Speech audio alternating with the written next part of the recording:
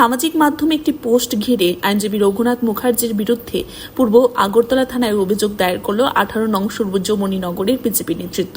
অভিযোগ, বনকুমারীর বাসিন্দা আইনজীবী রঘুনাথ মুখার্জি নিজের সামাজিক মাধ্যমে মেশা কারবারের সঙ্গে জড়িত থাকার জন্য সূর্যমণিনগরের বিধায়ক, জেলা পরিষদের সদস্য ও পঞ্চায়েত প্রধানের নাম জড়িয়ে একটি পোস্ট করেছেন, কিন্তু এরা নেশা কারবারের সঙ্গে জড়িত নন বলে দাবি করেন। তাদের বক্তব্য, সূর্যমণিনগরের বিধানসভা কেন্দ্রের বা এলাকায় নেশার বিরুদ্ধে বিধায়ক তথা বিধানসভার উপাধ্যক্ষ রামপ্রসাদ পালের নেতৃত্বে প্রতিনিয়ত অভিযান চলছে, তাই এই ধরনের পোস্টার বিরুদ্ধে কোনো দুরভিসন্ধি রয়েছে।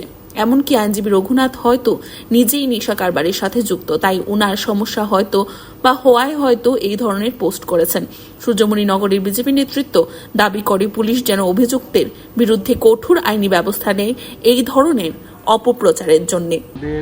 যে অ্যাডভোকেট রঘুনাথ মুখার্জি, ওনার বাড়ি বনকুমারী বাজারের সংলগ্ন এলাকায়।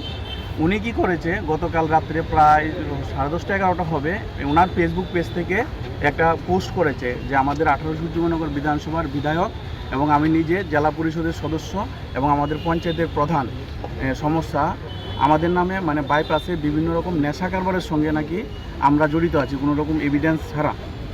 তো আর সঙ্গে একটা ভিডিও করেছে, এডিট করেছে, এটা উদয়পুরের একটা ভিডিও, এটার সঙ্গে ম্যাচ করে এটা পোস্ট করেছে। তো আসলে এটা পুরো সম্পূর্ণ ভিত্তিহীন।